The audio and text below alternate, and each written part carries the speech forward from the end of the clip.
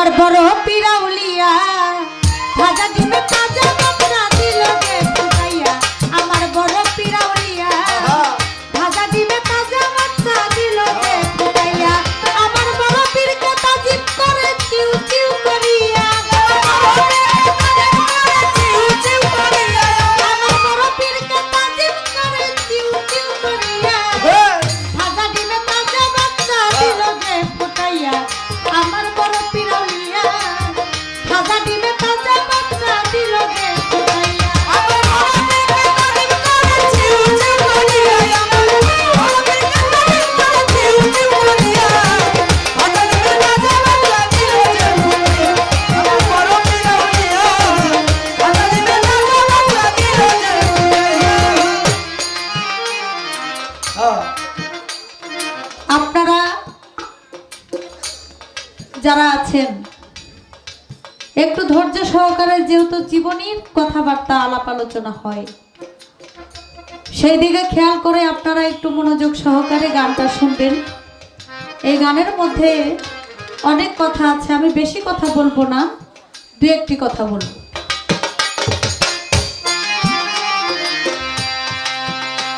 আমার রাস্তা দিয়া বড় পীর হাতে পীরের পায়ের ছোঁয়ায় স্বর্ণ হয় তাতে আরে ও বড় পীর রাস্তা দিয়া বড় পীর হাতে পীরের পায়ের ছোঁয়ায় স্বর্ণ হয় তাতে আরে ও বড় পীর রাস্তা দিয়া বড় পীর হাতে ও পীরের পায়ের ছোঁয়ায় স্বর্ণ হয় তাতে আরে ও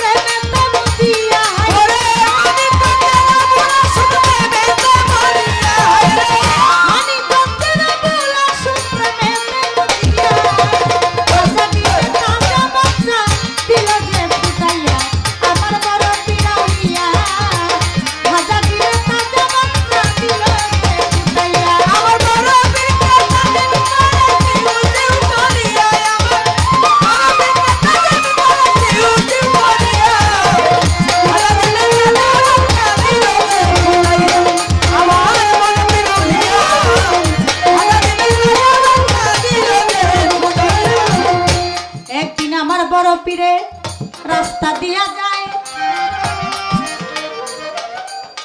যাওয়ার সময় বড় পীরে দেখিতে পাই, দেখে হোটেলের দোকানদার তাওয়ার মধ্যে ডিম ভাজতেছে।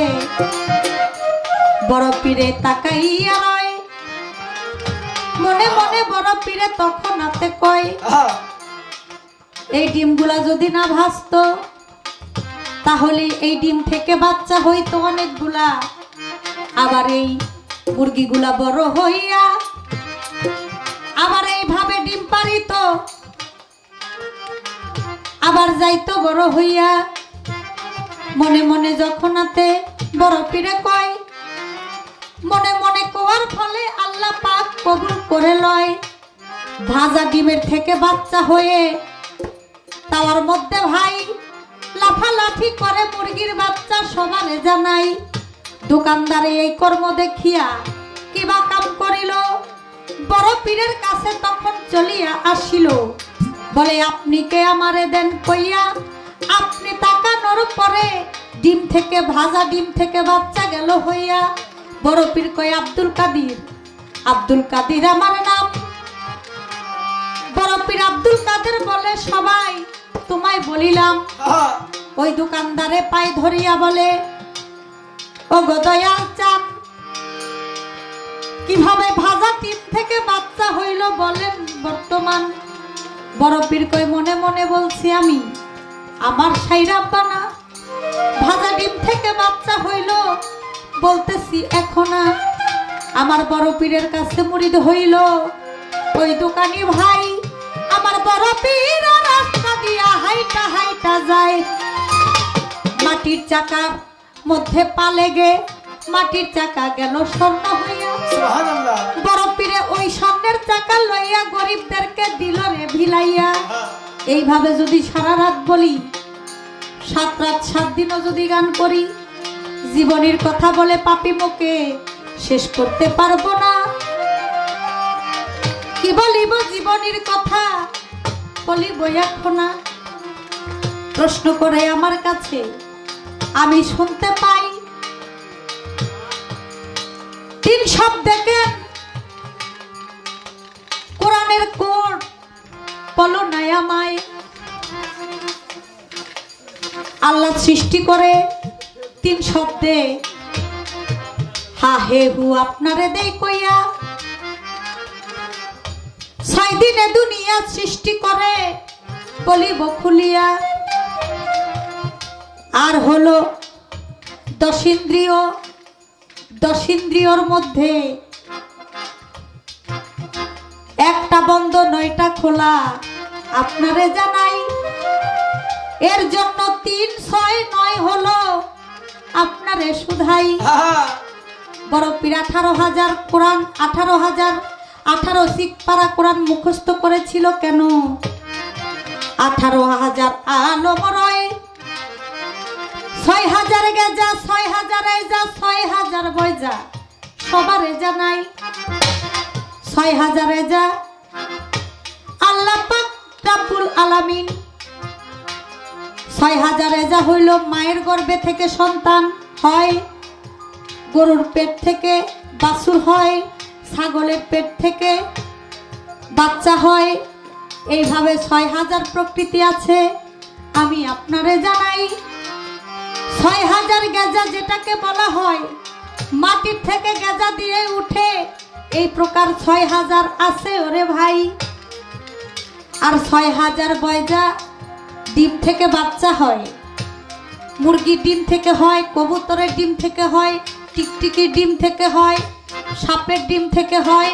এভাবে 6,000 প্রকার আছে, আমি আপনারে দেই কইয়া।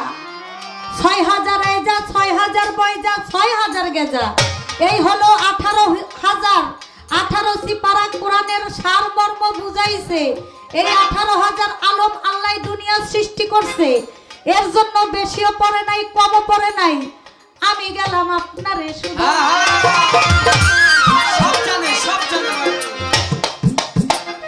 এই 18,000 আলম আল্লাহ দুনিয়া সৃষ্টি করছে, 18,000 সমস্ত কিছু সৃষ্টি করছে।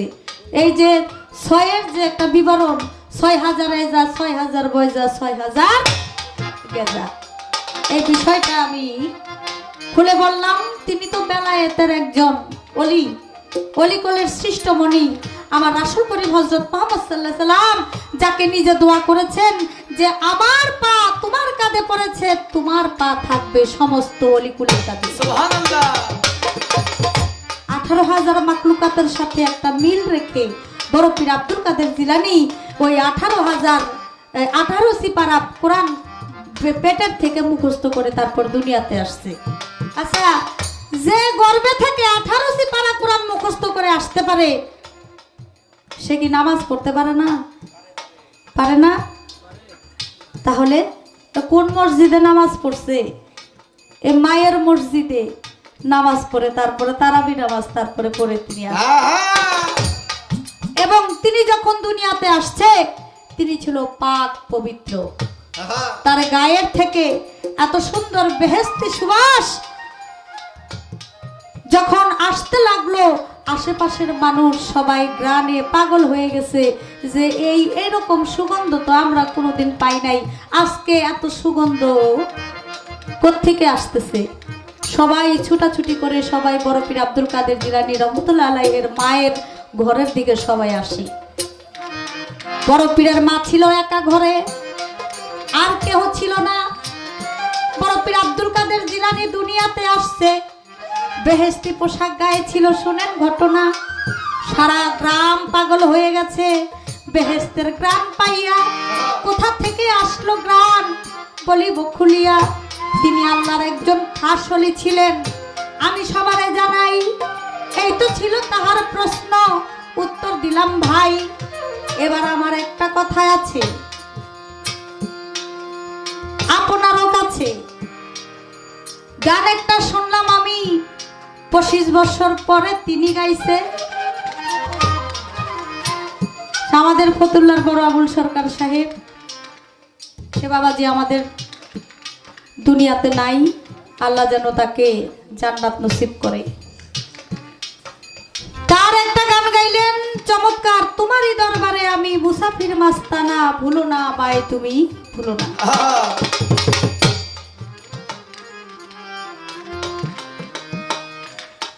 গরিবের নামাজ, গরিবদেরকে খাজা বাবায় ঘরে ঘরে গিয়া সারা রাত না ঘুমাইয়া ঘরে ঘরে গিয়া গরিবদেরকে সবাইকে দাওয়াত দিছে যে সকালবেলা ফজরের নামাজ যে বড় পীরের পিছনে পড়বে সে বিনা হিসাবে জান্নাতে যাবে।